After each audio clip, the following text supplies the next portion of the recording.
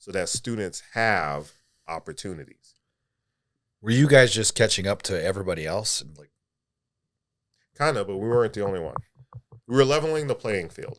Wait, so you guys just changed this in Wapaton? No, this is- I was no, going to this is a say, while. I was This like, is a no while ago. way. This was a while ago. And there were a lot of questions like this. You know what I mean? I know But it was kind of a topic for it a was while, a right? topic for a while, but you have to level the playing field. But I if think you're I going started to- noticing when I got into recruiting, and I would check on kids' grades, and I'd be like, what the fuck? 60s Yeah. passing? What? Yeah. And I was like shocked. And I was like watching these kids, and they would literally just show up and start passing the classes. So is there no correlation between lowering the bar and kids being dumber than they ever were? No, there isn't, because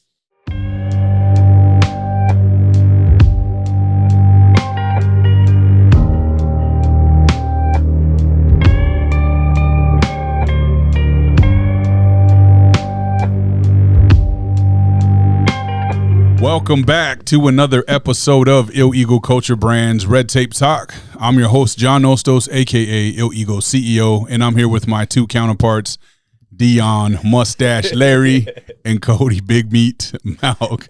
What's up, Dion's mustache? How you doing, man? I'm doing good, chilling. It's another day. I did this right before I came here. Nicole said, "You're gonna go like that?" I said, "Yeah." She said, "You're gonna keep that for just the podcast?" I said, "No, this is for the weekend at least. So we'll see how it goes." Black Burt Reynolds. Yeah, That's who we are right here, bro. Look at him. I think it's gonna be it's cool next look. weekend, right? No, I know. I'm going golfing this weekend. It's gonna be hot out. I'm gonna be out. I'm gonna be out and You want about. that mustache I golfing? might- You're going to have to wipe Next the week. sweat off your mustache all weekend, bro. Yeah, just my mustache. Like, Hell yeah. Not to overshadow our guest with Dion's mustache, but we have a returning guest, our man David Woods. Welcome back to the show, David. thank you for having me. Yes, sir. Yes, sir. Not sure why Cody brought you on, but apparently we're going to put you under the gun I today. guess so. yeah. Like, he looked ready. Look at that. Yeah, Cody's fired up. I looked up the last time you were here, and it was just over a year ago. So Yeah. it was last July on the 7th, I believe. So just over a year is the last time that you were Yeah, I on. think it came across Facebook memories, actually. Yeah.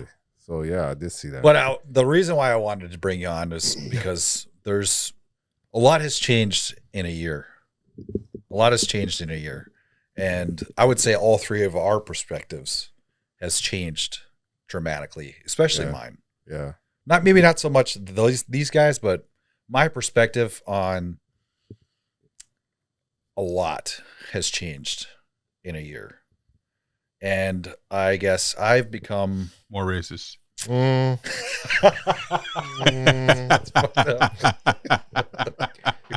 He didn't say no. That's That's the most messed up He's like, part. damn He it. just laughed it off. Well, you know what? He's like, okay. dude. Okay. So there's just been so much happening in this past year that it's like it's hard to put into words about everything, right? But I guess we can just start in. I want you to bring up with these guys because I've noticed it hasn't gotten any better as far as like education in especially our state. I was telling, I don't know if I told you guys, but when I was in school, you know what the grade was to be failing was? What? I believe it was a 74. It was. That's true. 74 is when you're failing. That's true. And Woods, what is it now? 60. A 60. Yeah, but that. So basically, hold on. Okay. Hold on. Yeah. Dumbing let's do So, this. down. Let's I do know, this. I will get into his reasoning on Yeah. why that is a problem, but Yeah. what I see it every single day, and I'm sure you do too. You can attest to this. Is basically as long as these kids show up and they're breathing, they get a passing grade. I don't even think they have to be breathing half the time, though. They could be sitting in. Kid in They class literally getting could an be A. sitting in. Not now. Each school is different. Hey, dead Yeah. people can vote. Each school is different. Each teacher controlling their classroom is different. Right. But I've noticed that in you cannot put it all on the teacher either because they have a class full of I don't know 10 to 30 kids Cody per class. class Right. full of coding mounts. And so you cannot control each and every student. Yeah. But my point is that these kids will graduate. They go off into society. They don't have to try at all to pass. They just got to show up and sit in the back of the class and pass. A 60, anybody can pass the friggin' 60. You know what I'm saying? So when we were at school, you actually had to put a little effort into actually passing your classes to get a 75, which is a D minus. Is summer school mandatory in North Dakota? No. See, it's not in Minnesota either, and No. I think that's weird. Summer school is not mandatory in a lot of places. Yeah. Actually, the last I heard, it was mandatory were places in California. Yeah. See, I remember summer school being mandatory, so Yeah. I'm not sure. Yeah. If you were failing, it was mandatory, I No. thought. Mm-mm. Not even No. back in my day. No. They will pass. As far as I know, in Minnesota, they will that's- pass them right on, bro. And that's what I've noticed. Matter, yeah. I've noticed, like, I've heard, oh, so-and-so's not going to make it. They're not going to make it. Sure enough, they graduate. Yeah. They ended up making it. Yeah. And I was told that it's literally impossible for so-and-so to graduate. Yeah. But so-and-so ended up graduating anyway. Do you blame this on the No Child Left Behind? No. The government is going to come up with its things, right? When someone wants to get voted in office, they're going to come up with their things. You know, I forgot what it was before, but when I was young, it was a nation at risk. That's what No Child Left Behind was basically called. And then there was something, I think, in the middle, and then No Child Left Behind was rolled out. And that was kind of when my career started. I was in Alaska, and they rolled that out, and like teachers were scared because it was very stringent or whatever. No, I don't blame. It's very hard to put the finger on one thing. And I'm a simplistic guy. I usually just say, like, okay, that's the problem. Let's go ahead and fix it. But you're dealing with a lot more than what you might think. So you're dealing with the home. And then you got to ask yourself, how far does government go into the home? How far do you want your government to go into the home to make sure that your child is where it is, or is where he or she is? And then you got to look at, like, just the grading scale. So the reason why I was such a proponent to go to 60 was that there were people who were high attaining students that weren't getting the same opportunities as someone in Fargo. So if they got a B in Wahpeton, we'll say, if they got a B in Wahpeton, that B was equal to an A in Fargo. Who do you think is going to get the scholarship? That sounds like a state issue rather than a city issue. No, because each district gets to set the state says that each district gets to set their minimum requirements, minimum and maximum requirements in terms. Do you believe it was better or worse if it would be better or worse if all the cities were to move that grade point or move the grading standard to where it used to be? Worse, because now you're going against Minnesota. So if someone's going to Harvard, now all of North Dakota has B's and everyone else has A's. So now we're already behind the buck. And that was my main issue. Because like an 84 and under was like a 94 was a B. Like, think about that. I was never that high, so Everyone else was a 90. Everyone else was handing in transcripts as 90. And like for me, the first thing I saw was it was messing with people's money. Yeah. And I am not for that. So here we are. We got a district where I felt was messing with people's money because we're all going for the same scholarships, yet this person got a 93 and it's an A. And this person got a 93 and it's a B. But how many students are we affecting, though, that are going to be... Here's the thing about education, because I was asked that by upstanding citizen, I'll say. Wasn't me. I was asked, like, how many students does this really affect? And I'm going to tell you something. I take offense to that because in education, when we talk about the lower end students, we say, if I can affect just one, if I can affect just one. Okay, so here we are, and one's not good enough anymore, or what? You know what I mean? Like, so if it affects one scholarship, it's wrong. Period. That's what's in my book. Because when you go the other way and you say, okay, David Woods didn't help anybody except Cody Mount. Well, I helped that one. I helped steer you in a direction. I helped do whatever. My life is full because of that. So, you know, you can't just say how many does it affect. So what do you think it would you think it would be more helpful if we started actually making kids, like, holding them back? So here's what's weird about okay, it. so let's say I'm a senior. Okay, so you're talking failing. about high school. Yeah. Okay. I'm failing. I'm failing all my grades. Yep. There's no way in hell that I should be graduating. Yep. Right? Yep. If I fail, Mhm. I can go and be held back one more year, correct? Until I reach the age of 19. Okay, you have till fair and adequate. You have technically until like 21-ish. Okay. But ish. There's conditions on that. Can't play high school sports at the age of whatever. After 20. Yeah. Yeah. That's insane. That is Yeah. insane. Because you would have grown men out. Like, Well, I people mean, would be the reclassifying 20-year-old? all day. I'm holding Rome back. I would hold my son back. That's what's happening with the college. It is. Not to That's jump exactly off what's of It it. is. That's It's exactly actually how it's happening with grade school too. That's the 5-for-5 rule. Yeah. That's what's happening. It's happening with grade school too. So my thing is this.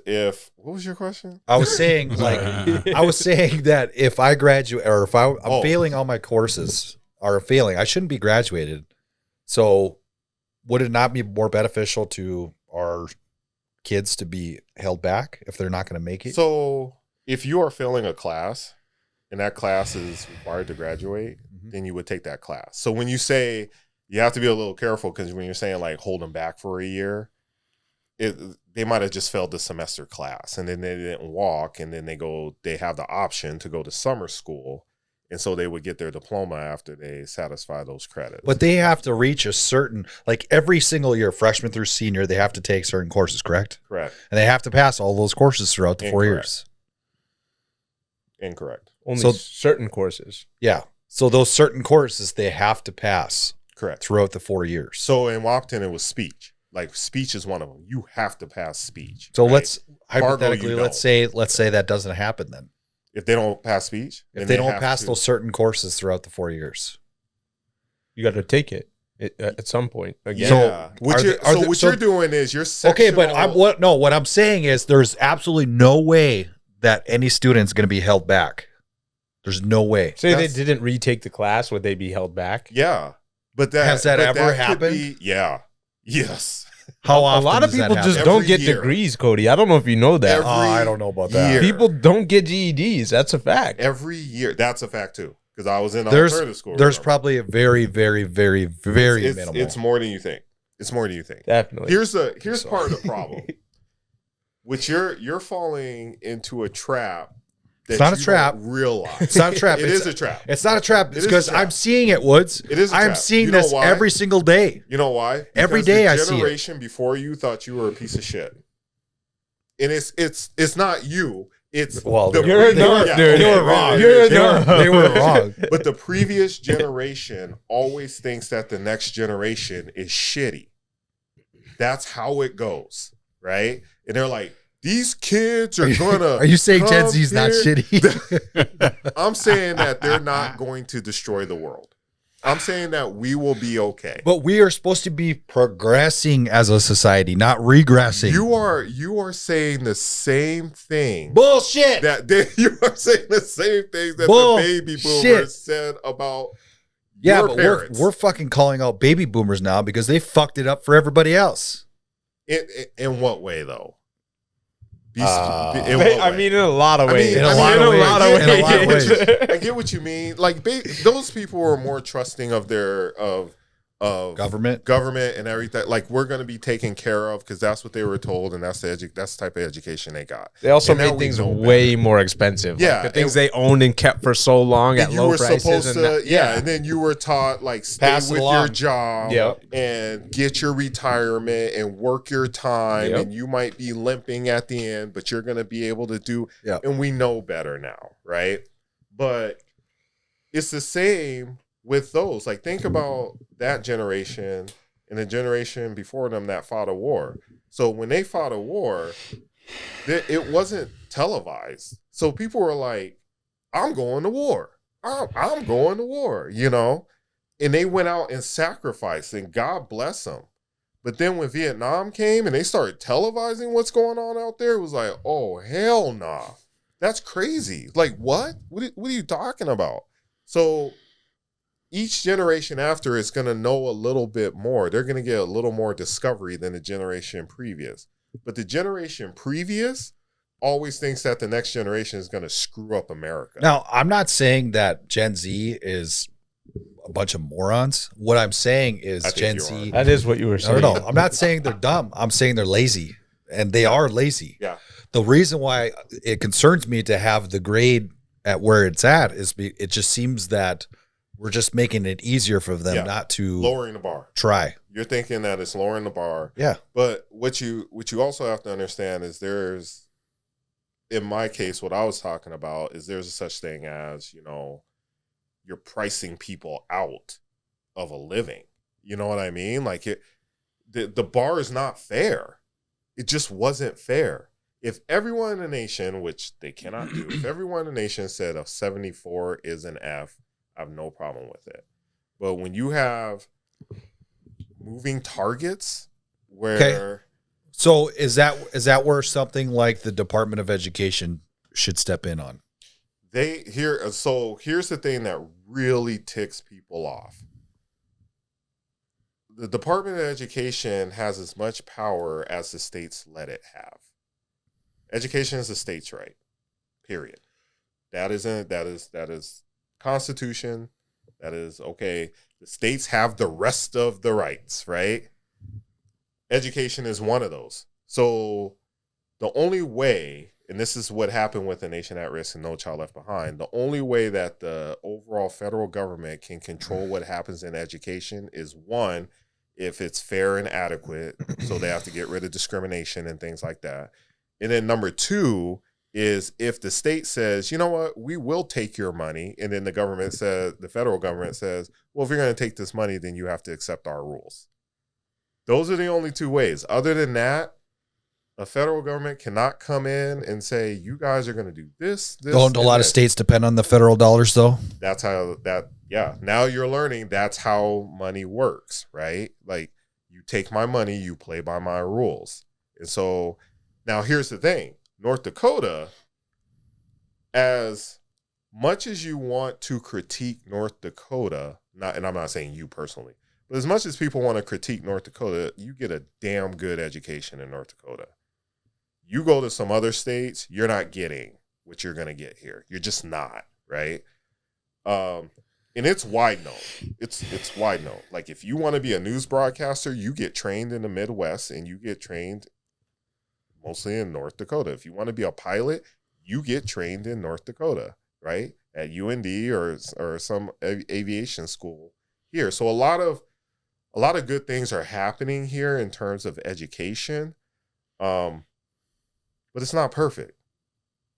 And when you're dealing with people, you're never going to be perfect.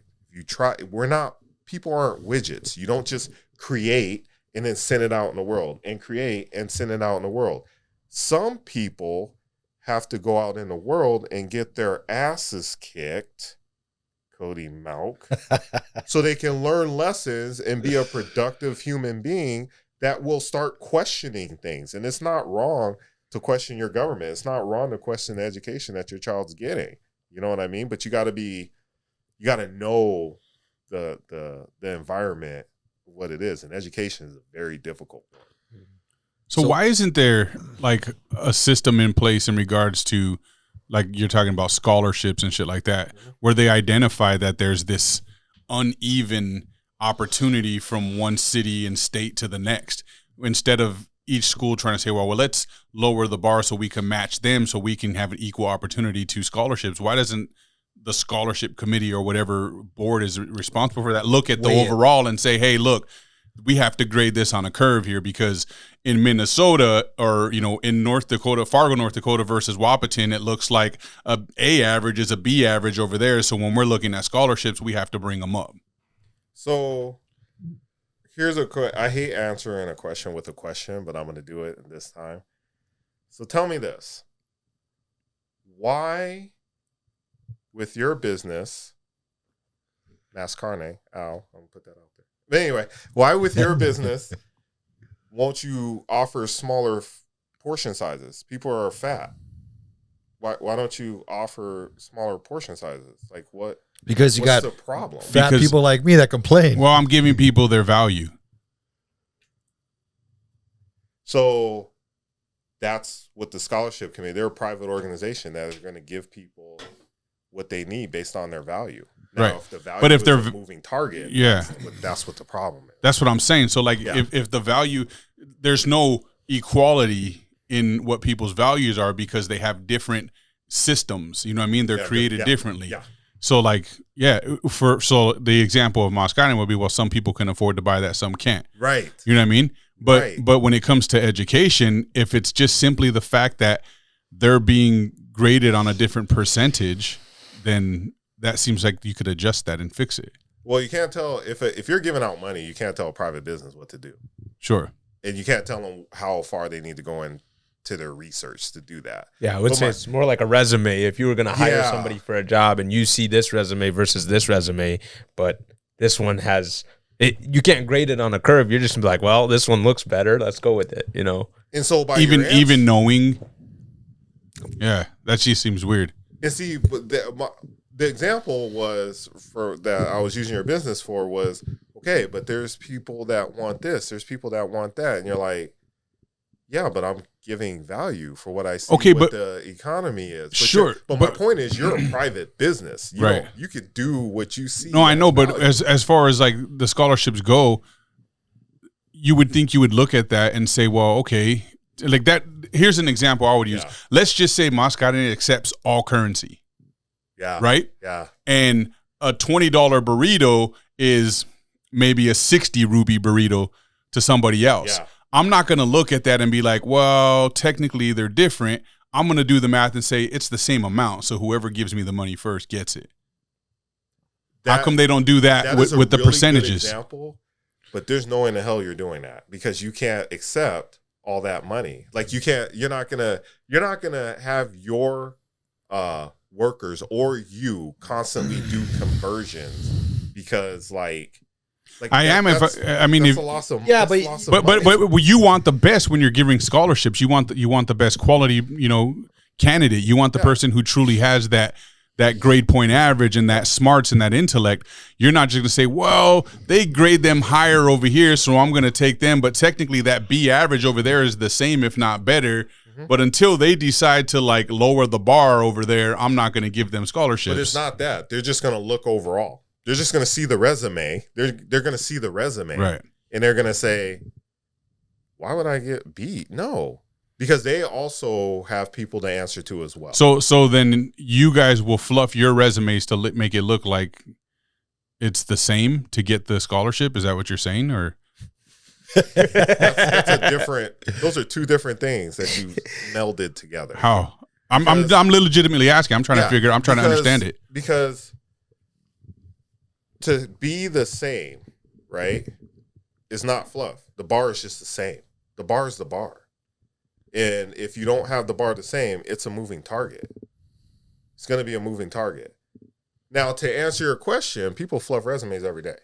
Yeah, I get that. But in this case, everybody should be able to attain greatness based on a system, not systems that other people see fit. Because then when the systems are different, then all of a sudden the decisions are super subjective. And we want to take subjectivity out of it as much as possible so that it's like, okay, it's subjective. I can see it. It's right there.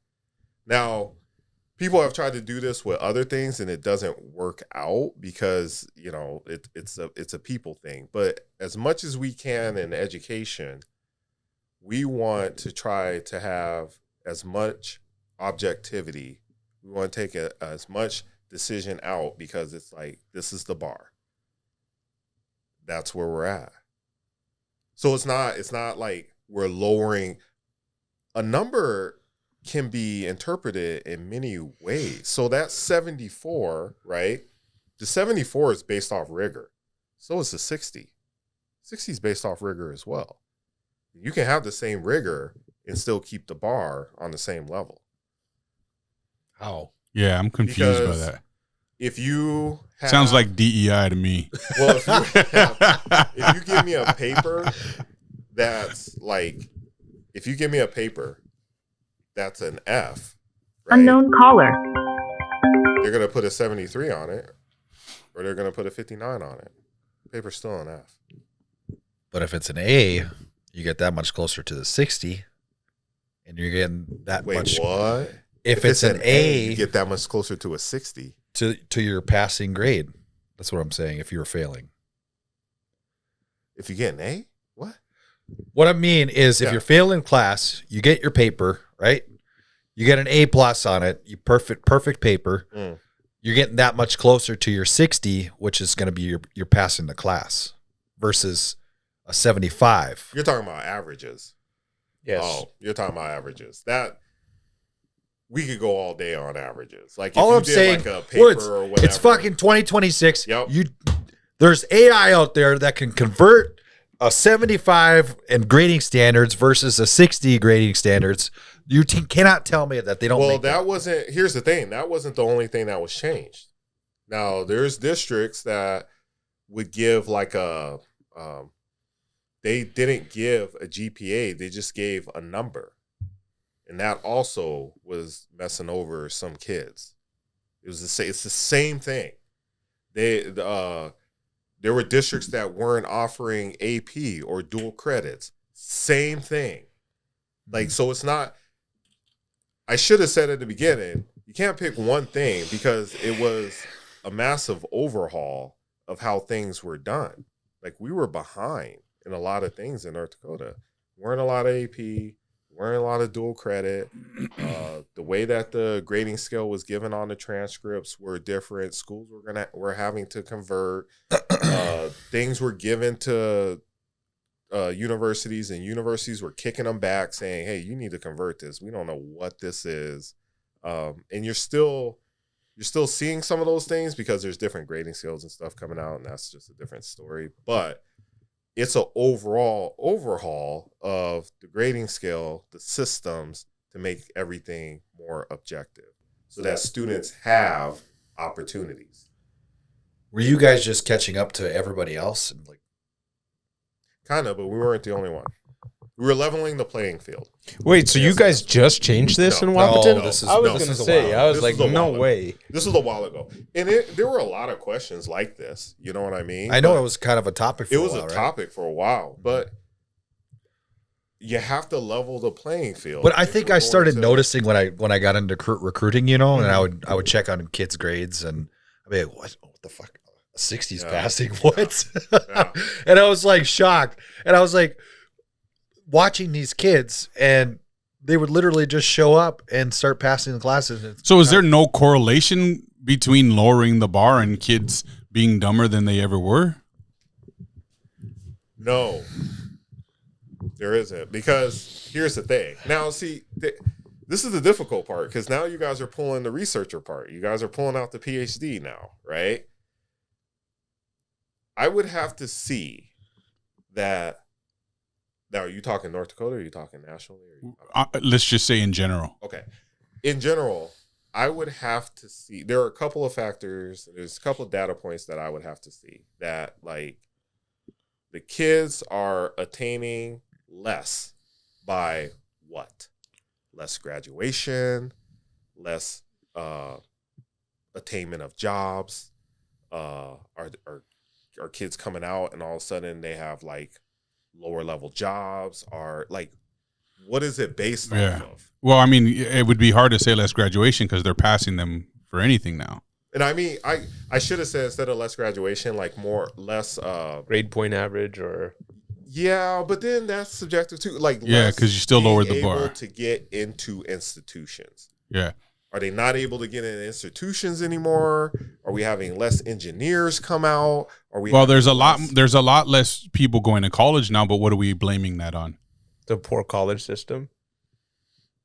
How is it the poor college system and not just the poor education system as a whole? Well, I guess, sure, but college is definitely like way overpriced, and getting student loans is outrageous. It's harder to get scholarships. I would say it's much more competitive. Yes and no. It got more competitive. Why though? Because we lowered the bar. Yeah, but then you're just saying you just argued against your point of. I do think that John is onto something though. I think there is a correlation between all of the education being pushed to not virtual with like computers and stuff. 100%. You know what I'm saying? Online school. Yeah. And stuff? Like, not online, like through the college, but like online or through the high school. Even like using a computer, like a tablet and whatnot. And I think there is a correlation to that, because I think we probably won't see the overall data for a while, but it seems to me that there is a significant drop in test scores. I think we'll see data sooner than you think, because there is.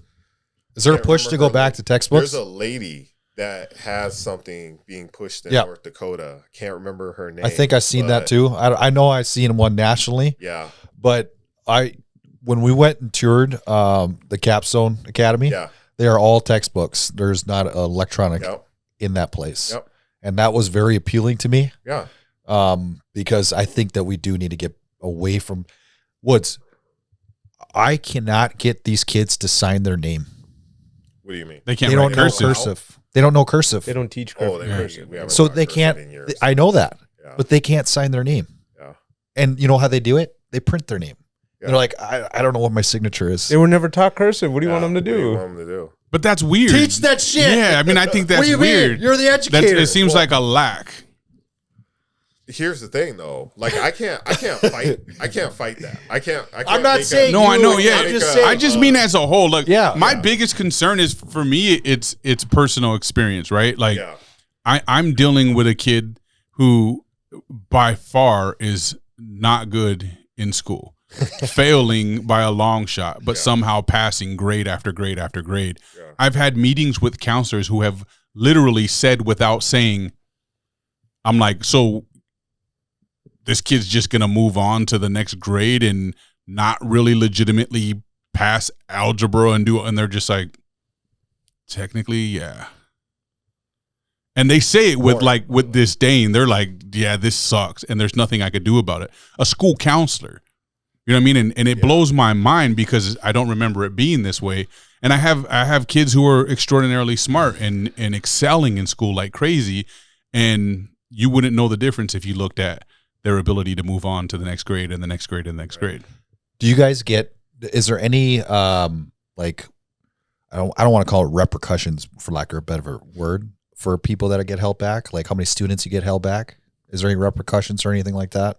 Oh, it looks bad on the schools for sure. Terrible on yeah. The school. Yeah. But for that's sure. not that I can tell you without a doubt, but that does not come into play. And for I'm not you guys, speaking, maybe. I'm not speaking for you guys. I'm though. not speaking. Oh, probably. Yeah. That's what I'm saying. Because we have, well, when you say you guys, I just mean North Dakota. I mean, well, yeah, okay. Well, yeah, because here's the thing. So saying that education is a state's right? In North Dakota, we work very hard on multi-tiered, support services. It's called so many things now, but basically what it is we try everything in our power to give this kid an opportunity to get the information and to pass the class. So in Fargo, I worked at It's Dakota now, but it was Woodrow Wilson in the past. If a student fell behind and it was a choice school and they made the choice to come to Dakota, they had the opportunity to work and get that stuff done. Now it was a program, so program school, whatever. I can't remember what Fargo classifies it. So they could actually go back to their home school, or they could choose to graduate from Dakota. So that's one net that they use. Each school also has a net that the district provides for them to make sure that these kids, as much as possible, can pass school. And it's a lot of tutoring. It's a lot of one-on-one learning. I remember at Dakota, it was a lot of relationship stuff. And just making sure that, the kid knows that they're cared for, and we actually care if they pass the class. I mean, we're talking about some students. Here's what I have to remind you. We're talking about some students that have to go pick their parents up who's passed out on the street, or who has a kid or two, so when I say we're dealing with people, a person's not a person is not a person. Like, you also have to educate their situation as well. And so I think North Dakota does a pretty good job of trying to catch these kids that are falling behind. Now, it's not perfect. Again, it's not perfect. I think that it can be better, honestly. Always. I think it can be better. Always. When you're dealing with people, that's what you're always doing. You're always trying to be better. I could say almost the same thing about the military system, right? Oh, yeah, for sure. But it's not perfect. But I can criticize whoever the hell I want to and not be arrested when I leave because people died for that. It's not perfect, but Yeah.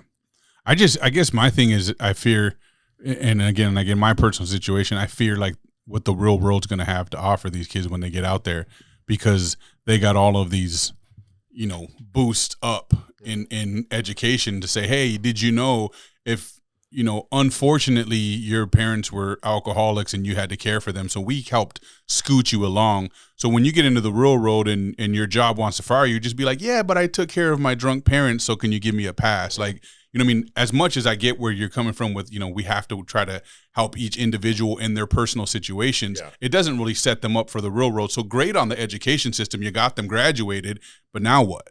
Yeah. Now they're out there and they're fucked because they were accustomed to people pretending that there's equity, across the board for them because of whatever their personal situation is. And I know that it sounds shitty, but the reality of it is, once they get out into the real world, they're fucked. What's the flip side, though?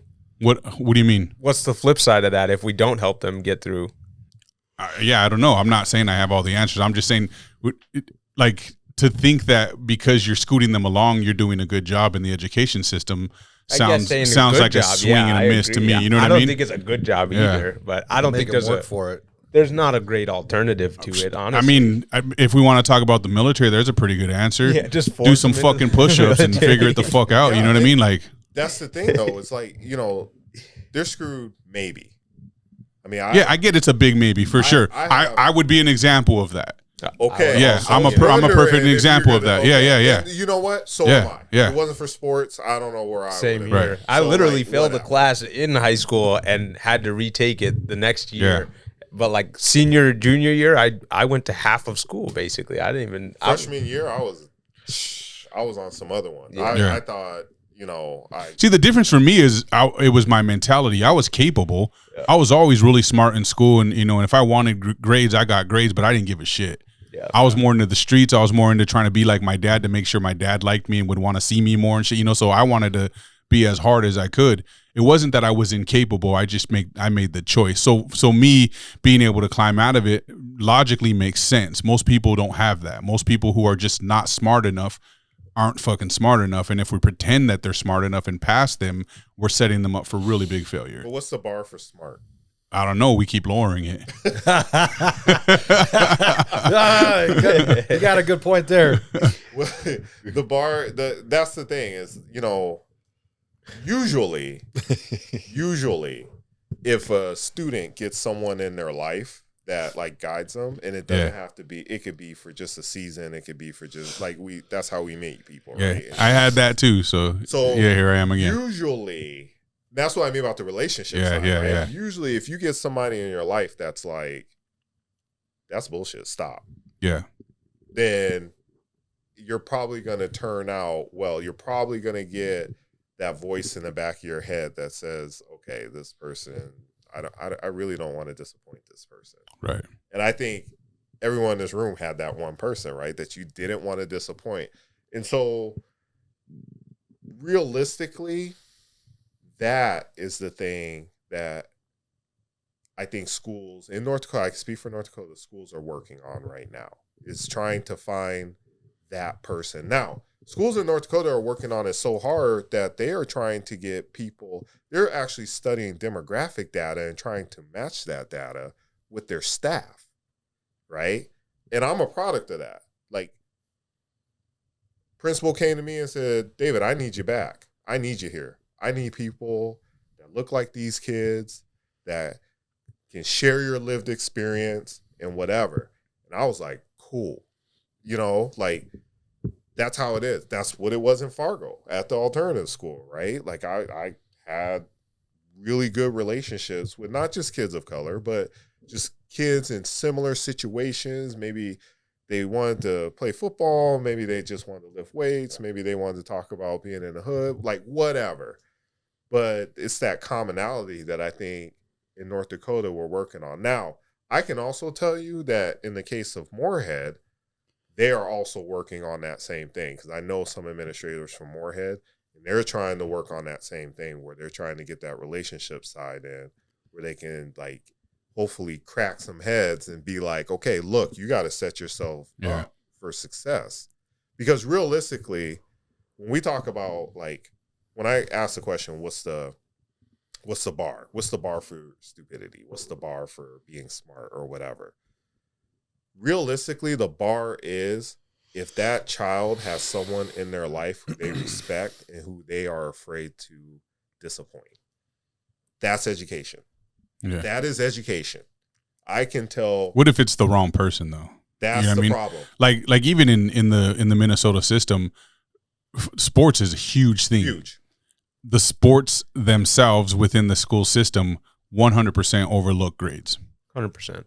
My son can miss as many days as he needs to travel with the football team, miss track. He doesn't have to catch up on assignments, none of that shit, and nobody blinks an eye at it. Okay. They don't even try. You know, it's me and mom that have to show up at the school and be like, how the fuck is this happening? Yeah. And it's like, well, this, you know, we have to threaten, like, well, we're going to have to take them out of sports then. If this, you know, if I remember when I played sports in high school, you had to have passing grades. You had to have all your assignments in. You couldn't have absences and tardies, or you didn't get to step on that field. You know what I mean? In Minnesota school system, it's not the case right now. Yeah, that's unfortunate. Yeah. Like, I can't even speak on that because I'm not in that system. But if that's the case, that is super unfortunate. Oh, it's definitely the case. Yeah, it's not an exaggeration by any means.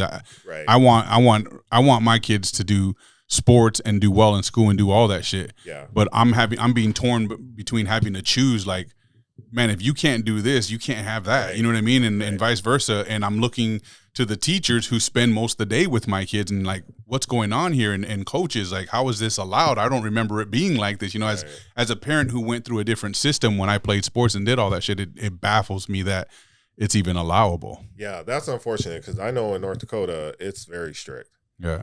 It's so strict where teams have been stripped of wins. And it's so that's how it should be. It's so, unfortunate, but that's how it should be. That's how it should be. It's so strict to where if my daughter was playing and she failed a class and, like, another school found out, they tell it. Yeah. Okay. We tell it. We go that's into high school. But man, that's an even, like, playing field to me. I don't care. But that's how you create an even playing field. Correct. In my eyes. Not lowering the bar, but saying, hey, this is fair play. Bitch. I'll be that. Just because they lost. With a dub. Taking that dub. We ain't doing that. Not around here. But you bring up a good point, is that, you know, if that's the case, that's unfortunate. And it's one of those things where the parents, you know, are going to have to say, okay, enough is enough. We can't do this. Because the parents, now here's the thing. I don't know how school board elections are in Moorhead, but in a lot of cities, they're poor. The turnout for school board elections are poor. to me, that is a reflection of give a damn. Like, do you give a damn enough about the future of this city to show up and actually care about who is leading the schools? Because it starts there. Yeah. So we can go, it's for me, it's difficult to say, okay, teachers aren't teaching, principals aren't doing what they need to do, superintendents and doing what they need to do, when your voice is the school board. The school board sets. It's like our government is, you know, supposed to be there for us too. And I think part of it is they've tired everybody of trusting in the system, trusting in the votes, trusting in the showing up to them. I mean, we've witnessed, you know, all over social media and the news as of late, parents and stuff showing up to school board meetings, showing up to city council meetings, and they're shunned. They get to go up there and talk their minutes, and then they're just like, yeah, okay, next. And they just move on. Like, so we're being taught it doesn't matter. And I think that's what makes a lot of people fall back from that, and they resort to whatever other methods they can come up with. But it gets, you know, as a parent who tries to be involved, like, it's hard, man. It's hard. It's hard because it's like, okay, look, if my son's got to be in this school, or my daughter's got to be in this school all goddamn day with you guys, and you're doing nothing, and I got to show up while I'm in the middle of still trying to work, carry a job, and support my family, what's the point of the education system then? I totally get that, because, you know, being a really active dad, that's a full-time job. Yeah. It's a full-time job. Like, I didn't like how things were going in Wapton, so I ran for city council. And it's like, why? Like, I don't have a 40-hour-a-week job. Like, my AD job's like 60 hours a week now. So, like, I'm juggling everything, but keeping in the perspective that, okay, this is for my child, this is for the children of Wapton, this is for my community, this is for whatever. And it's tiring. It is. So I totally get what you're saying, but it's circular, right? Yeah. I catch your drift too. You're like, you're sick of it, but like, those are the people that you voted in, but you're not going to vote, but you're sick of it. But those are the people you voted in, but you're not getting what, you know what I mean? So where do you break the cycle? Yeah, it's hard to say. I think it's somehow it's become the method of every level and every degree of our life right now, from local to, you know, federal to, you know, big politics, little politics. I mean, everyone's kind of in the same boat. I feel like it's intentional. You know what I mean? It just, they wear you down to the point of exhaustion, and then you're just like, fuck it. You throw your hands up. The mayor race got for Fargo like 17% or something like that. Like, come on, bro. That's abysmal. Come on. That's abysmal. That's unreal. And I even watched the debate, and I was like, but I think that's a fine example of like what we're discussing right now. It's like people example. are burnt out on trusting that system anymore. And they know that everyone's saying, man, the only option left is a civil war and a revolution, and like that's ever gonna fucking really happen though, because also everyone's too fucking weak nowadays to even pull that off, you know. Right. So it's cyclical. We don't really go anywhere. We just keep spinning the wheels, but never actually take off on anything. And so and if more parents could take the approach you're taking, that'd be awesome. But you'd need a lot more seats and you know, places to be represented as well. So that makes it, you know, that's another dead end situation sometimes for most people too. So, but hats off to you that you pull it off and do it, because I know that's a fucking huge undertaking. It's absolutely crazy, but you also have to have a support system at home. Sure. Yeah. You know what I mean? Yeah. Hats off to my wife, because she takes care of things when I'm not there, and I'm there a lot. And a lot of people ask, like, okay, so when do you sleep? Right. Yeah, you don't look like an absent father whatsoever, but you also get your job and stuff done that you're doing. So that's, it's crazy. So when do I sleep? Right. Never. When you're dead. Yeah. Some people say you don't do your job at all. Right? Yeah. Some people say it's all perspective. Right? Yeah, you're right about that. Like, so I think I asked you this already, but so with this administration wanting to dismantle the Department of Education, don't know how far that's gotten or if they have done anything. What do you think about dismantling the Department of Education? I think that I don't know. I really don't know. Like, it's one of those things, like I said, it's a state's right, but I think the purpose of the Department of Education was be a vehicle for states and the federal government to work together. And I'm wondering if that has been fatigued. You know, I'm wondering if people see the Department of Education as a figurehead. I think there could be a lot of good because they don't that do shit, comes right? from it. I mean, they did for a long time. Until when? I would say, listen, I'm a Sesame Street kid, Okay. right? Yep. And I remember looking on PBS Yep. and like seeing that some of these shows were sponsored by the Department of Education. Oh. Kratz Kids and Okay. like Sesame Street and, you know, Reading Rainbow. Like those were all researched like program. These kids, Little John's coming home. His parents work. Or his parents both work, or his dad's not around, or his mom's not around, or whatever, right? And Little John is replicated throughout the entire nation. And so what are we going to do to educate these kids? Sesame Street. Like Reading Rainbow. Those things. I think when they started eating the Department of Education from the inside out, we were in trouble. When they started cutting some of those programs. And do I get why they did? Yeah, it's money. Some people don't like the way PBS was funded and how they asked for money and who they were getting it Bro, from. Sesame Street and Reading Rainbow were a CIA operation. Everyone knows it. And that's that. I mean, that's the other side of it, right? That's the other side of it. Yep. It was part of what COINTELPRO and all that other stuff. Yeah. And I get that, but I think right now they're not doing the same job that they were doing in the past, and so a lot of people are getting fatigued, like John said. They feel like they're not doing anything. Yeah. And I don't know if they can point to, I don't know, I haven't researched. I don't know if they can point to a specific initiative that they are doing right now. Yeah. So like I said, my eyes, I would say, are wide open now. I've been starting to question a lot of shit lately, and looking back at the past of our country. Would you say that the government was heavily involved in making it harder for, not making it harder, but being involved in the black community, as far as like, 'cause if you go back to the 80s, Yep. they started funneling in all the crack cocaine into Yep. the black communities. Yep. And then what came out? Then what came along?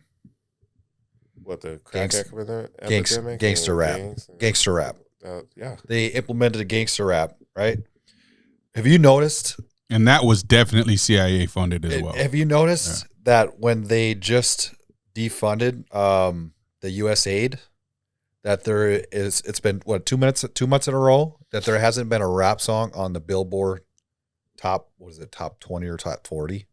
That has never happened in 40 years, I think they said. I have not paid attention to any of this. Yeah, I Okay. didn't know that either. I don't know. I don't know get this. it. I get it. But it's the first time that this has happened in like 40 years. There hasn't been a rap song in the Billboard top 40, whatever it is. Well, rap sucks. Hasn't sucks. happened in 40 years. So since gangster rap has been around, this USAID defunded, got defunded. It makes you wonder what was actually going on with that whole. So you're era. connecting dots, or did you see That's like what I'm something saying. on that? What? I have no idea. Connecting dots. Really? Yeah.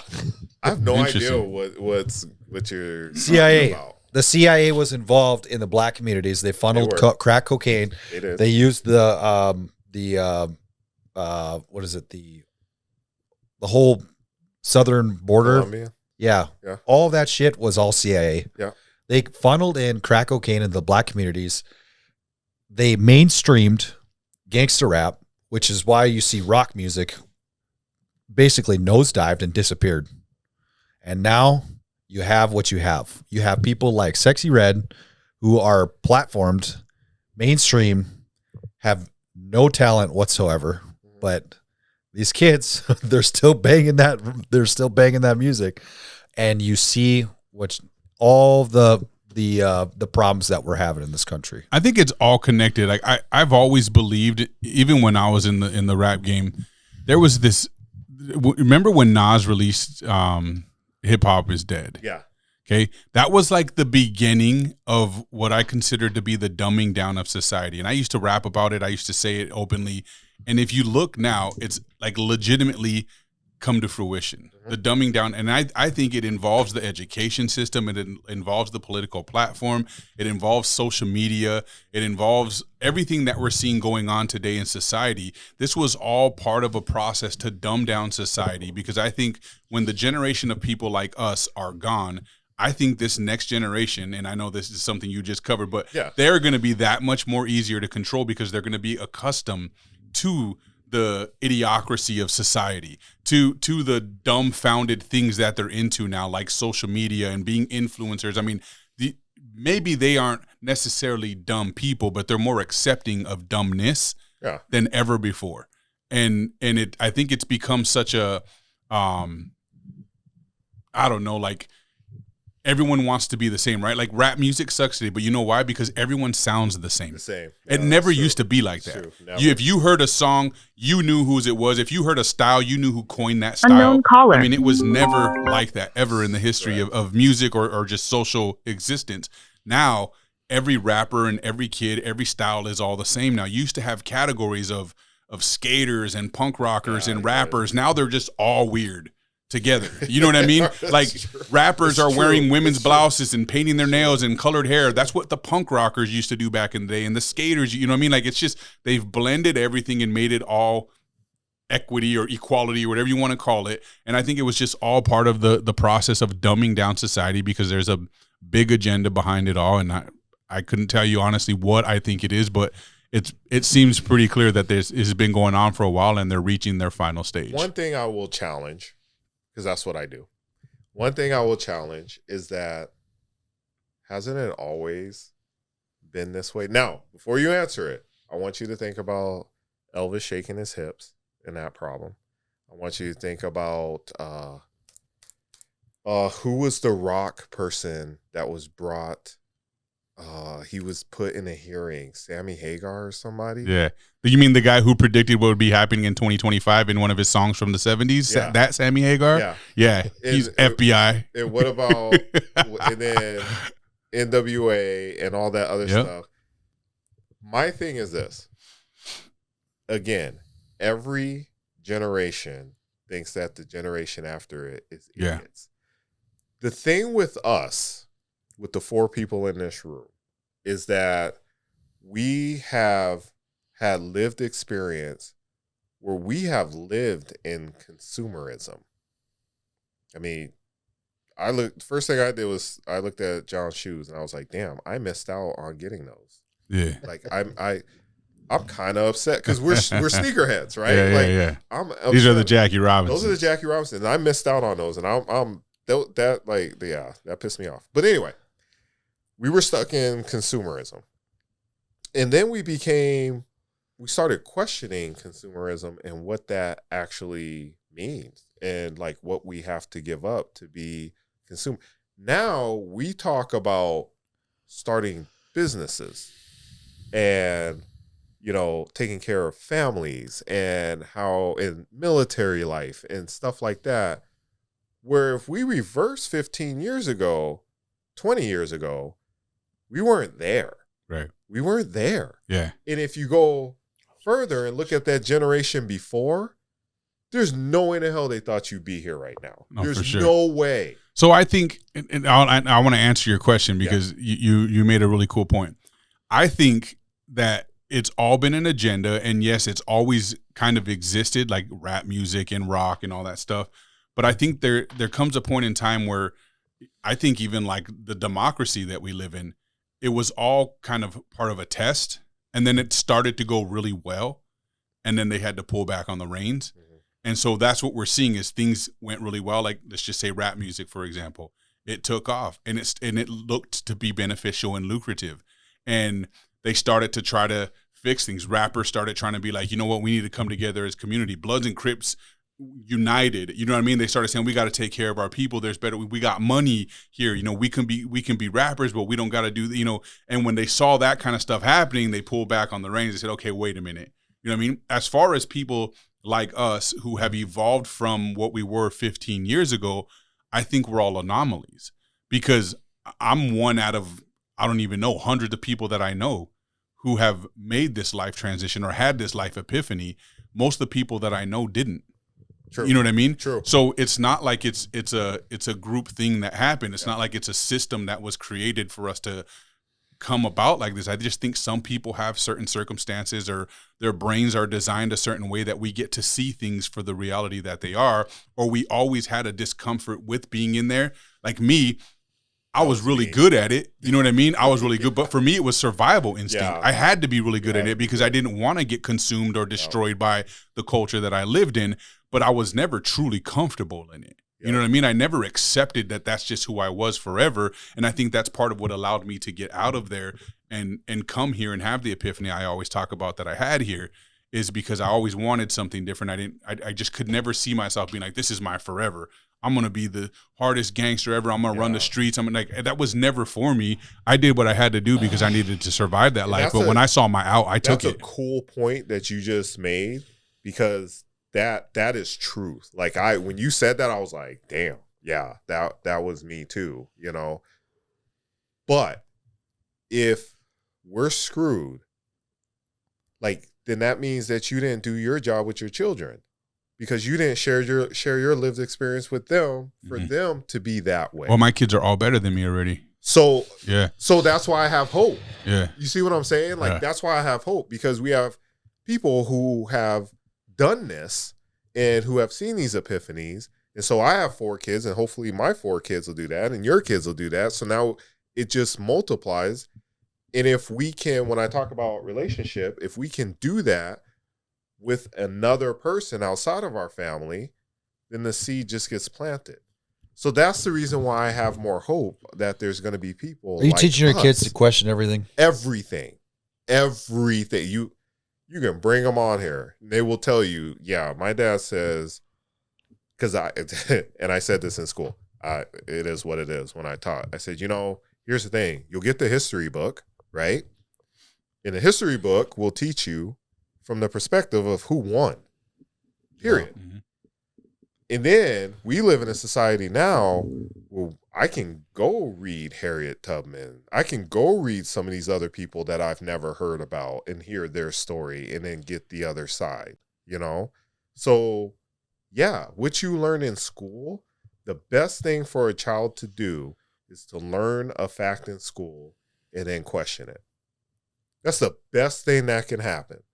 If someone, best thing that can happen is a child grows up and they make this podcast, and then they're like, wait a minute, I think this, and this. And they have other people who may not be like-minded, but can hold a conversation and say nah, dude, I think that's bullshit. And then you go back and forth, and then you go have a beer afterwards. That's the best thing that can happen for this society right now. Mm. That's why they don't want us doing it, though. That's why they've divided us so hard. That's the cool thing that you brought up, because it's true. Yeah. We get to a point, and then all of a sudden it's pulled back. Yeah, you look at right now, black and white division is so heavy right now. Heavy. It's the topic of discussion everywhere you go, and it's 100% intentional, because we always talk about, while they were screaming it at us, we were walking around our neighborhoods and being like, yeah, no, we're all coexisting just fine. Yep. But the more and more that the media imprinted that on our heads, the more and more people started to divide. And now you look at it, and the tensions between, for some reason, just black and white is really, really heavy. Yeah. And minorities are choosing a side that looks most like them. And so now you're seeing the Mexicans, the Samoans, the Asians all jumping on board with black culture, and everyone's turning on white culture. Now white culture is looking like the minority, and we're telling people be less white, and I just think it's a total trap and a total game. And we can't just look to history anymore. No. I don't think it works that way anymore, because they're trying to rewrite history as we speak. True.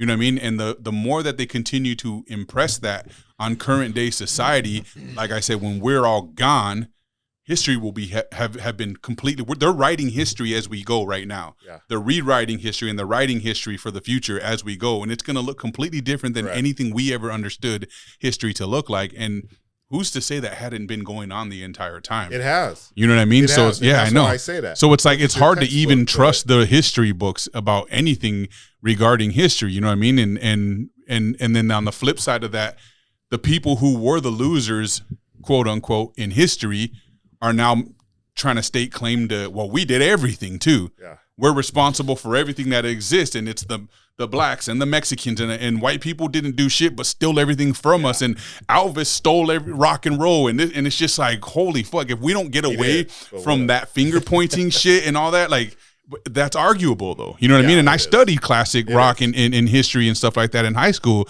and I remember reading all about that, and I don't know if I believe all that, man. You know what I mean? It's like people can just have it in them. And it can exist in certain people to do certain things that aren't part of their culture, because that's how the world's supposed to work. But when we start taking it away from people and be like, nah, you can't have that because you're white, and so it only means appropriation.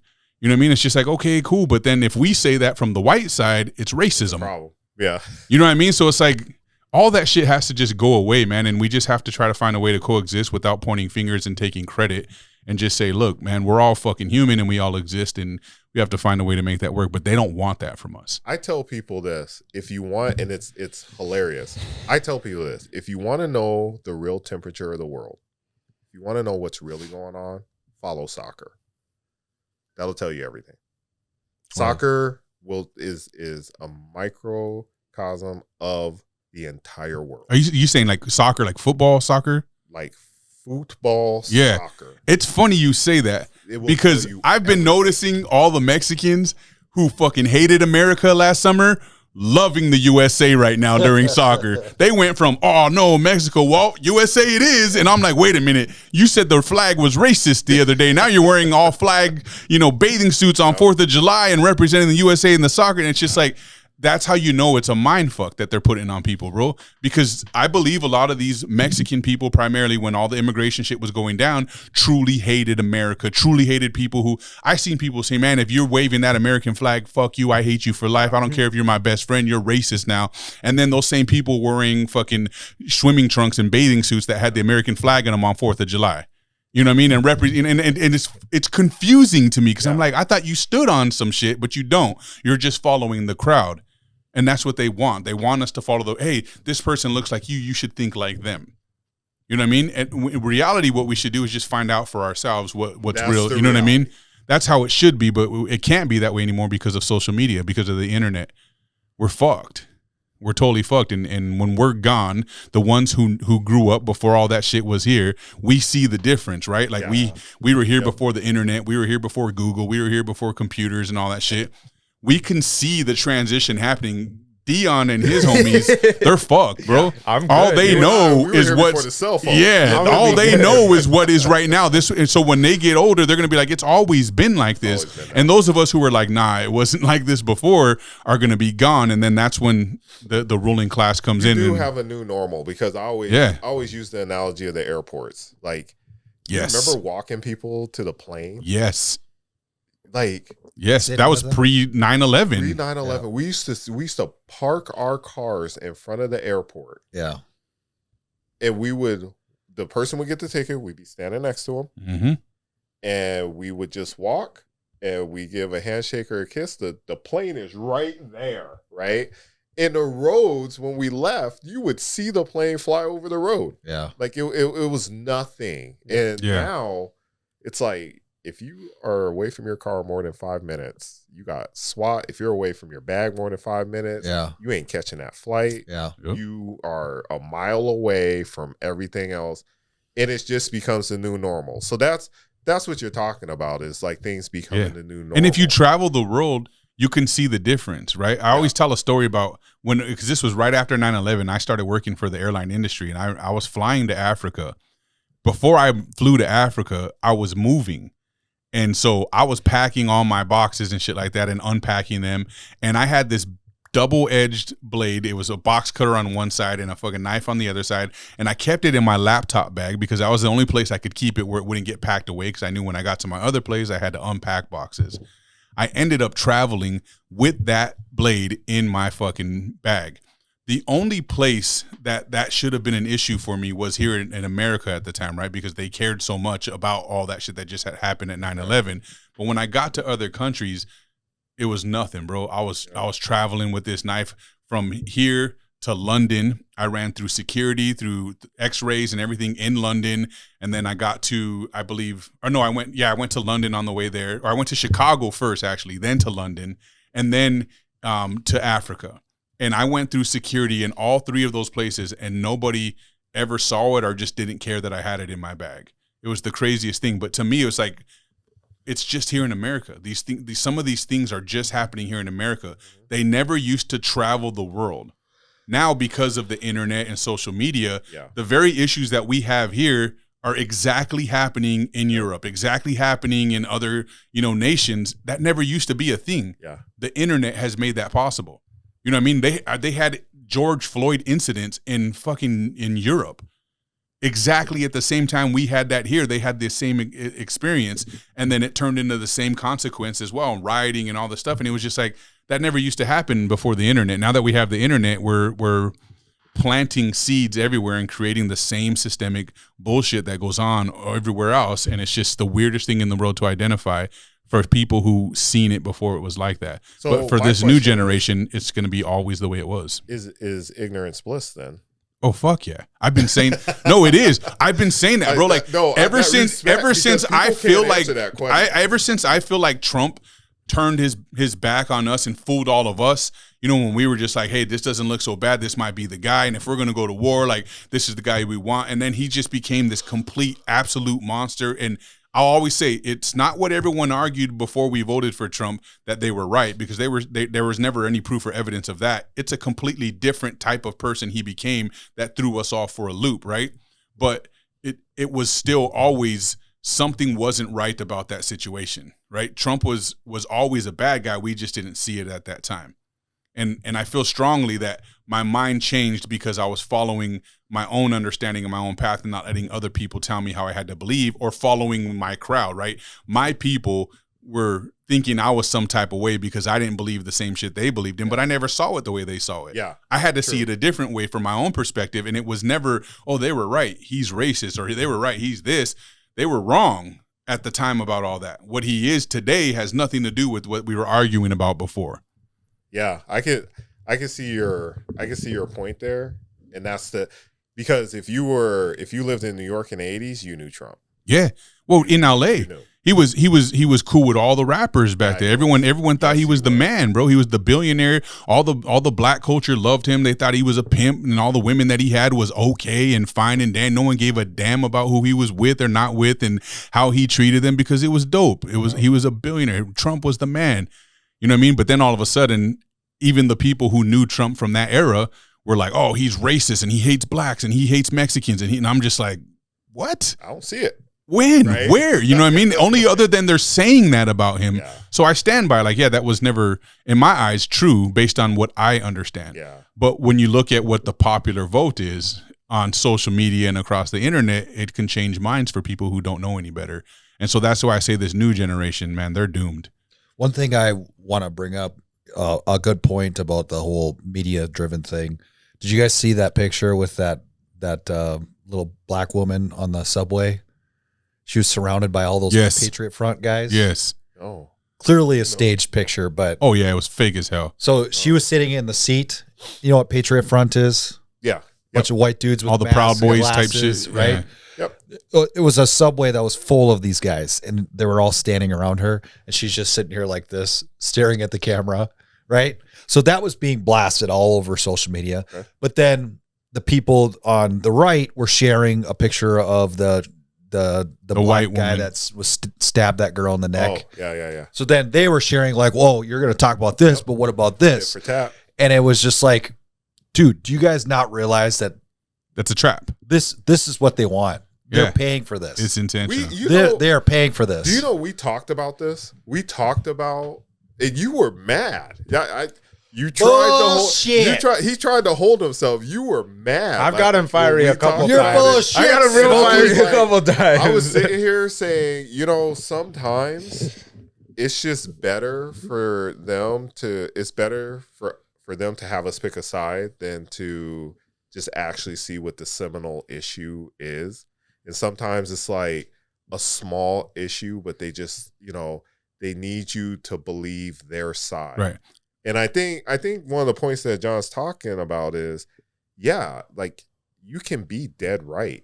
And we often forget that. Like you can be right, but you're going to be dead right. That's why ignorance is bliss is what I was trying to say yeah. is like, and I say that all the time. And I was like, man, now that I'm turned off by all this shit and I don't want nothing to do with it and I don't spend my time on social media anymore and I don't want to pay attention to the narratives that are out there, bro, I'm happier than ever. Yeah. I'm way you less, are, but I'm what way about less our kids? stressed. Well, You got to teach them. their algorithm's not the same as my algorithm because I was all over that shit. You know what I mean? I'm sure, they're gonna see it. but now all I can do is walk the path that I'm hoping that they'll understand and pay attention to which is, man, I just don't want to pay any attention because my kids know me for paying attention to that shit. Yeah. They know me for being the one that was arguing with everyone about it and saying this isn't right and we're not going to stand with those people and we're not going to go that direction. Now I'm just like, ignorance is bliss, man. That hear no evil, see no evil, speak no evil shit is about as real as I can be right now. And I don't here's want the nothing to do with crazy it. part about that is like when I came to North Dakota, that was North Dakota culture in general. Live and let live. Yep. Like, That's what I loved about it when I left right? California, man. Do what you want to. Don't Be push you. it on me. Yes. And don't bother me with it. Do what you want to do. And I think we have gotten away from that. I think you're right, is that we started to pay attention more to national and we started to relate it to us and we started to like take sides and do stuff like that. I don't like being fucked with. I know you don't. But the people who didn't want to, the people who were like you, when I first set foot on North Dakota, it was don't mess with me. Do what you want to do. Don't harm me. Don't. But harm they my are property. fucking messing with us. That's Look at because the it's gas in prices. Minnesota. That's Look at because you're buying into Look at the it, gas though. prices, He though. just Look at the said gas it. prices. Yeah, but if you go anywhere else, they're higher. Have you seen the gas prices? Like the gas prices have been going down in North Dakota and going up in a lot of other places. Well, they actually went up again today. So, Okay. Yeah, I didn't. but feel. they're still high. They're still high. Yeah. Either way, they're still high. That's what You're I'm saying. So they're fucking with But us. eggs are cheap, dude. Eggs are cheap. I will say. $6 for a 12-pack, dude. Well, I need to talk to my vendors because my cost of eggs didn't go down yet. Some of them are expensive, but yeah, probably. You But should everything talk else to is them. more expensive because of the price of gas. True. Because of the cost of shipping getting. and whatever. Yep. That's why it's more expensive to. So what I'm to saying go away. is, yes, they are still fucking with us, even though we're being able to live our lives. But the cost of everything is going up because of what they have going on over there. But in North Dakota, So you have a damn good life. But here's the thing, You got it better Cody, than a lot of no, others. no, hold on. we're back to normal at least, though. Hold on. That's the way it always was. 26 years. I think I was listening to Rogan podcast. I think they said in the year 2000, the average wage was like 20 grand or something like that. In the year 2000, the average wage was like 20 grand, and you could live off of that. Yeah. Yeah, I remember when I was so Now- excited to now, make 30 grand a In year. order That for was you like a huge to make deal that, for sure. True. in order That's for you to true. make that, you would have to make 196,000. I think is what are some crazy. Yeah, no, that's true. Some like crazy with, number. Like with inflation and everything, Yes. and with gas prices and Yes. stuff. The new it livable is- wage is the like new livable 175 wage, plus. Yeah, Yeah. like So- household. Household. Yeah. Now, obviously, You're right. this administration's only been around for Going on year 2. 6 years, whatever. So obviously, that's not his problem. But if you go back to 2000, what happened? 9/11 happened, 9/11. and then what happened? We invaded Iraq and Afghanistan for 20 years. Yeah. Got us drastically in debt. We set up bases all over the Middle East that we still continue to pay, and we still continue to ship troops over there. That's a never-ending cycle. Yeah. And why do you think we did that? Oil. For George Bush. No. Well, it was oil, but there was more people involved in that. Yeah, more countries involved. One in particular, Oh, you're talking about those guys. Ooh. Israel. Oh. Okay. So the military-industrial complex was involved, absolutely. Okay. But there was also Israel was involved with Okay. getting us over there. Israel was very heavily involved with us getting involved with us. They told us that this whole occupation was only going to take a few days, and they were going to give up. That's what BB came in and told Trump, told the president in his situation room with his cabinet that it was just they're going to give up right away. Just bomb the hell out of them. They'll give up. Yeah. Clearly, that's not happening, and it's more than likely not going to happen. And so you got to ask yourself, when he keeps saying that we're doing this because Iran can never have a nuclear weapon, but they bombed them last year, and we were told that they wiped out their sites. Yeah. Right? Yeah. But we're still over there. For that reason. I was told by the news that we've decimated their entire military, but these guys are still able to shoot missiles at passing ships, clogging up the Strait of Hormuz, which affects the gas prices. I get that. I get all of that. I'm not debating that. I don't know enough to debate any Which of that. increases inflation. But my question is, that's maybe why I'm not pissed off. necessarily to you is like, what does that got to do with the North you? Dakotan? Yeah, What does and that here, got to do with me? here. Other than you're going to be Yeah, an Israeli what does that soldier, gotta like John do? said, then What does that got to do with the North Dakotan? The smallest voice can become the loudest for everybody to hear. So if you spread the word to your children and teach them how it's supposed to be and how it was when you were growing up, and what we're seeing today is not how it's supposed to be, hopefully, if enough people know how it's supposed to be, then actual real change can happen. Isn't that what I said at the beginning? No, you didn't. Yeah, you said at least one. At least one. plant the seed. Plant the seed. Didn't I say that? Yeah, but you guys also said ignorance is bliss. No, so he said that. Yeah. No, But you said yeah. You're right, Well, John. I don't Cody, list. but Cody, wouldn't you believe ignorance is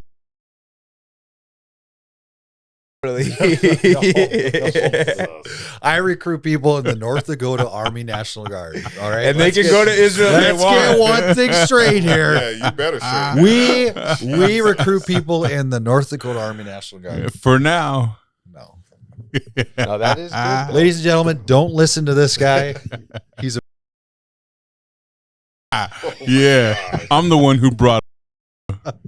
Holy bucket. Yeah, I am saying far clear from that because I don't know enough about any of that. But what I'm saying is when I look at North Dakota and stuff, I'm happy.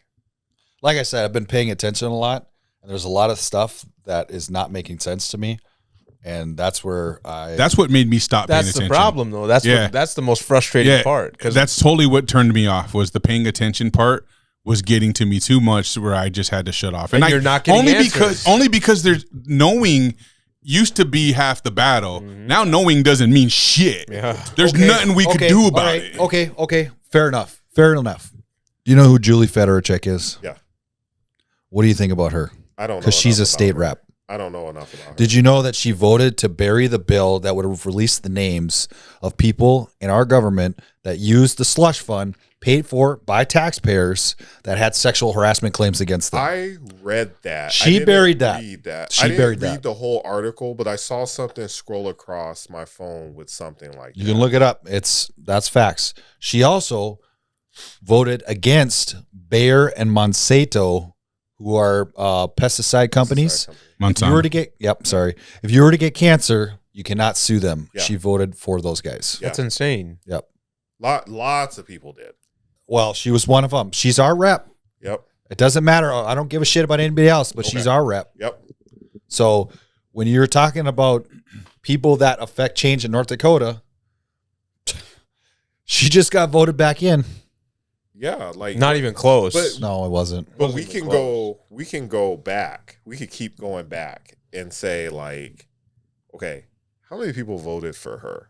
And were people Do you know who even it was? paying attention? It's fucking boomers. Were I don't think were anybody people- was paying Were attention. people paying attention? And what was the amount boomers were paying of attention. voters that? What was the amount of vote? 17%? Was it 17% voting for her to come in? 17% in North Dakota? voted for her? She had quite a bit. I don't remember what it was. Did she have a big percentage? Because you know what? I think it was mostly Western. Bismarck area. Yeah, I think it was mostly Western people that voted for her. Yeah. Admittedly, I had not paid attention to that because I was paying attention to more local issues for me and my community. And that's pretty much where I stand on a lot of that stuff. Like, I look at what's going to affect my community. I don't know. It pisses me off that we work our asses off, but we can't live like it. You know what I'm saying? Like, if you go back. I don't know what you're saying. I look at you and I looked at you pull up in a big ass truck that I can't afford. I can't afford It's a Dodge Durango. What kind of engine's in it, though? Is it the same as John's? Because then it's a truck. It's a GT. It's a GT. Okay, that's so still V6. It's a man van. Right. It's a glorified van that looks good. I'm like, didn't you build a house? He's got it like what that. What are you talking about right now? You should see his camper. Yeah. What are you got a camper? You didn't tell me about that. I don't like how I live. Yeah, he's talking crazy. But he is talking crazy. Hold on. But these guys always hear me bitching about money, though. Always. I wonder why. These guys always hear me bitching about money. You in debt. The point is, You're living outside of your means, kid. No. The point is that 20 years ago, if I would make the same amount of money now, I'd be living a whole lot better. I don't think you would. Yeah. I don't think you would. Because here's the okay, number one, you live with the, like, a percentage is a percentage is a percentage. You're gonna, if you spend 70% of your paycheck now, you would have spent 70% of your paycheck then. Right? No. The point is that we're getting into all these fucking wars that we're spending. We're sending all of our money overseas. That decreases the value of our dollar. Yeah. It increases inflation. So we're just basically spinning our wheels here. I get that, but you drove here in a truck. It's not a fucking truck, dude. It's an SUV. Okay, but with a big ass engine. With that being said, I do want to point V6. out, Cody said, like, maybe 2 months ago, I think I'm going to get the Ram, the TRX. Oh the Ram TRX. Wait, what? You know, the $120,000 version. What are you talking about? Like, when you I was look full of at- shit. Okay. When I you was look full of at shit. this, We were talking about racing. we What are you going to do? Race up to the stoplight? We are living a good life with kids. But it could be better. Like, everything could be better. Yeah, that's a terrible way to We were think. I could afford it to buy a truck. I took my wife to Florida and said, "Damn them kids." You know what I mean? Yeah. Like, I left my kids here. We're talking about taking a family trip next year. You know, the year before, I went to Mexico, all inclusive resort with my wife. I have 4 cars in my driveway. Yeah. I got a big ass yard. You're trying to fucking butter this bread and it ain't working. Dude, if I'm buttering the bread, what the hell do you have? Comparison You got more comparison than is me. the thief of joy. He's got Cody. I that don't know if you artisan heard bread that out before. there. Yeah, you got that big ass yard. Shut up. I You got a big ass yard, dude. I got that riding lawnmower. and I'm the only brother in there, like, hey Bill, how's it going? Yeah, Hell yeah. driving my lawnmower. You damn right. Yep. I live a good life. I do. All right. I know there's problems in the world. You know what? The If world you ain't guys don't perfect. want to do anything about it, I'll do about it. You want to be my speechwriter when I run? We're waiting for you to run, bro. Really? I'll Just do it. help fund your campaign. I'll I've already donate. told you that. I'll Yep, make all I'm the in. signs. I'll put them out. I'm all around in, bro. town, dude. I'll donate. put them I at got the Bismarck. Portwoods. But there's some things we gotta fix with you. Yeah. Like us three. If you're going, We gotta clean up that image, boy. My social media did some work. You gotta clean up some stuff. Like, you over here, like, yeah. Hell yeah. I think there might be a picture of me sitting on the toilet still on my post. That's what I'm saying. This is complete scrub. Let's end this on a different note, because this has been a hell of a conversation. It's always fun when you're on, Woods. I just wanted to point something out, because we don't talk a lot about what's going on in the world lately, because we always have a guest on.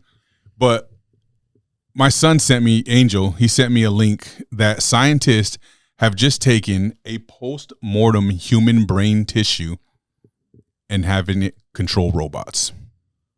So they took a dead person's brain and they made it control robots. That can't be in this country. That's illegal. Isn't it?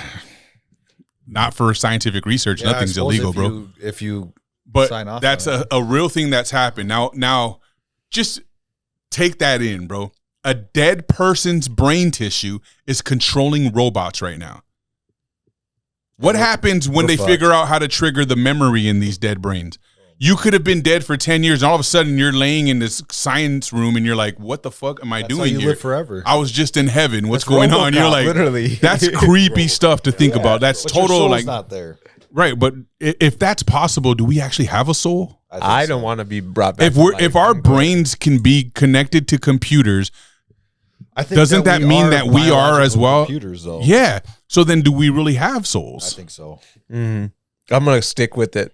I mean, yeah. with it till I'm gone. Hey, dude. we're really good about sticking with things to the very end. I'll say that for Right sure. till we die. Yeah. I just wanted to bring that up because that's been eating at me. That's so crazy That to is think about. crazy. I think about it every day since he sent it to me, and I'm You just should like, send that to us so man, we can yeah, I find will. It's on TikTok though, but I'll you could download. Don't do that. You could download the. No, it's where he sent me the video from it, but it's a real thing. But yeah, it's crazy, like to think that that's where we're at right now in the world, man. And so all the stuff that we're talking about, like it. Sure, there's all these issues, there's all this crazy shit, and poor Cody and his financial situation and all that shit. But man, look what's really going on behind the scenes. More people. You look what you're about to live forever if you want to, bro. Yeah, right. You know what I mean? Yeah. So that's kind of crazy to think about. I don't know. I don't even know how to take that in completely. A dead person's brain tissue is controlling a robot right now. That's actually really scary. Yes, It is. That's actually it's unreal. I This just is don't get the science concept, fiction to though. us right now. I need to know more. Well, info. I mean, think about it from the aspect of Elon Musk and Neuralink. his Neuralink, bro. Like it's the same concept. He's learned how to compute the brain and connect it to electrical wiring, essentially, that we can now do things that we weren't capable of doing before. The blind can see. The deaf and mute can talk and control things now. Like, I mean, we're talking super futuristic shit that only happens in the movies is becoming our reality. It is crazy to think, like, seeing those videos of like dads who haven't been able to talk to their kids for years, and now they use AI to replicate their voice from what it used to be, and then they can talk to their kids again. That's It's just that you ever watch those videos of like little kids who have been deaf and mute their whole lives, and then they get those earplugs, and all of a sudden they can hear their parents' voice for the first time, and they just start bawling and shit. Like we're looking at that and we're like, oh my God, that was so like touching and so dope. But the reality of it is that's fucking scary. super scary. We're playing God now, and that's creepy. I think it's just a part of evolution. Yeah, I mean, especially in the fact, like, I've got a blind niece. If I could somehow get her sight, I would do that all day. Sure. Day. I think that's how they Even get though it us. is messed But I up, think that's though. how they get us. Yeah. You know what I mean? They give us this hope and this excitement, and then they just jab us one real good one after, It is messed and then up. they say, you wanted this. yeah, This is what you wanted, I thought. yeah. That's what they did with Yeah. security, with national security. Yeah. It was like, you want your security, Bro, our whole government, they're working on behalf of the I've been people. seeing so much on flock cameras. Bro, that's been a heavy topic right now. Yeah. Yo, It's like, and it's nationwide, It's a big bad. deal right now, bro. They're going People are ham. like, don't point green lasers at them in the cameras. Yeah. It'll. all I'm gonna say is this: pay really close attention to like your local government.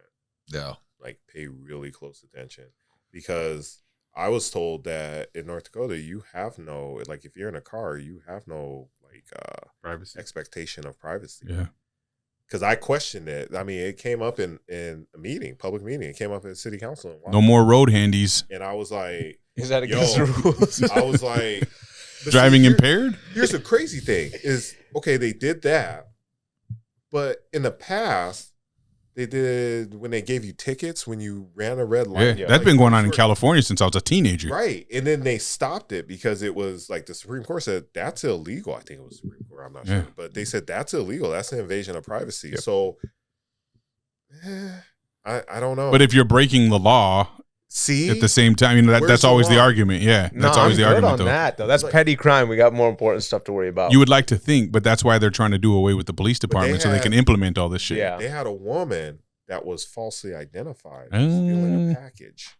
Oh, yeah, okay. it's a different one. Yeah, I heard about that. This one, Stealing a I package. heard that and one they too. Arrested her and everything, and I'm like, oh my god. She literally had video proof she was not there at the time of They would when not it was believe stolen. her. Yeah, they didn't look at it for the longest time. They were like, nope. And the more that AI evolves too, the less argument we're going to be able to have because they can implement AI wherever they want right now. Me and you can make an AI video that no one would be able to tell is real or fake right now. Yeah. Yep. And it's just us. Yeah. And I Imagine already heard- what they are capable I of already once they heard give us this technology. There were some people at some police departments that were abusing it. 100% looking at where their Flock wife cameras, is or who's going, where their wife's going, where their ex-wife's going. I mean, let's be girlfriend. real. They've been abusing their Their power, access for a yeah. long time. You know what I mean? They looking people up and, you know, like it's just, there's so much abuse going on, but it's just becoming rampant. I think what we need to do is now that Boucher has been solidified and he said he'd come back on if he did, I think we got to bring him back on and see what the man's going to do. It's a big deal. There's It a is. lot out there, especially in Fargo. Like I go around and I search for them because I do gutters for a living. So like Yeah. I'm looking at houses. I'm looking up. I'm always looking up a little bit. He's always you know? looking up. Yeah. It's always on the bright side for me, not like Cody. The glass is half full with Yeah. Dion. If I gotta- Boucher comes and you talk about flock cameras, I'll be on that one. Yeah, we had them all on already, all the candidates. see Yeah. that. And he said we said, you know, He's gonna look into it. yeah, if you win, could we bring you back on? He said, I'll come back on, no problem. So Yeah, that one. I think we should bring him back on. in the AI facility, that's like, I mean, I'm extremely against that flock cameras Because he was on the fence at the time. He wanted to know a little bit more about the whole process and what it was going to look like. And that's what he said when Chain he of became mayor. custody. He was going to kind of dig into more and really make a firm decision on where he stands. And I don't know if he's done that yet, but it'd be intriguing to kind of see where he's at and what his thoughts are so far. He had to have been hit with it because it's like, Yeah. like those companies are coming now. Yeah. They're like, Yeah. hey, we have this. They're everywhere. There's a ton. Like it is just like Ring cameras. They can access your Ring camera at your house Mhm. anytime. You can't stop them. You don't Well, know. bro, we've learned that they can access visuals through your Wi-Fi, Yep. through your Router. routers. You know what I mean? Like, Catch you fapping. yeah. That's fine. They can see that all they want. But if I'm gonna get a ticket for doing it, then that's a problem. Don't give me a ticket, motherfucker. Cash me a $50. check. That's a problem. They're just Hell gonna yeah. take it right out of my bank account. I can't have that. Right. Awesome, man. Any other last minute things we guys want to throw out? Woods, anything you want to say in regards to any other conversation we had last minute?